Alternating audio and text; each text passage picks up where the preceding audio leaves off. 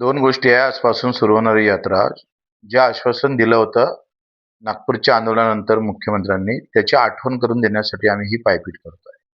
आणि दुसरी गोष्ट का मेळघाटचा जो तिथल्या मूळ लोकांचा जो संघर्ष आहे, त्याला विराम भेटला पाहिजे.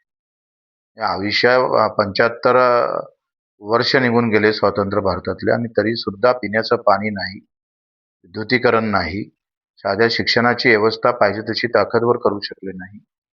आरोग्याचा 3 तेरा वाजवून टाकले.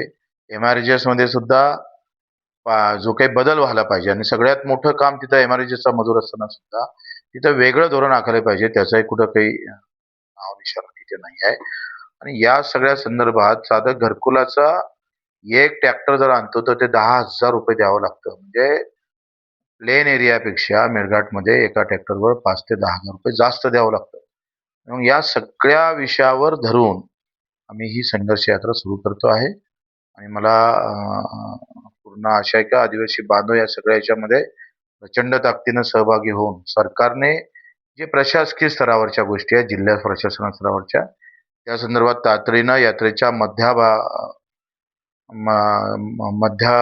दिवस राहील तेव्हा त्याने दखल घेऊन त्याची पूर्तता केली पाहिजे. जे जिल्हा स्तरावरचे प्रश्न आहे, म्हणजे धोरणात्मक निर्णयासाठी सरकारनं जर समोर आलं नाही, तर गांधीगिरीनं सुरू झालेली यात्रा ही भगतसिंगगिरीवर कधी येईल हे सांगता येणार नाही. त्याची सरकारनं दखल घ्यावी.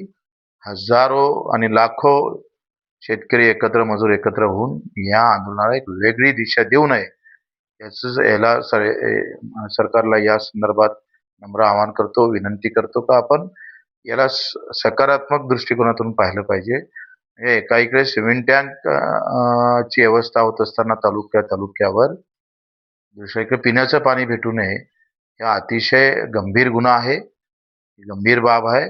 त्याची दखल सरकारनं घेतली पाहिजे, या अपेक्षा आहे.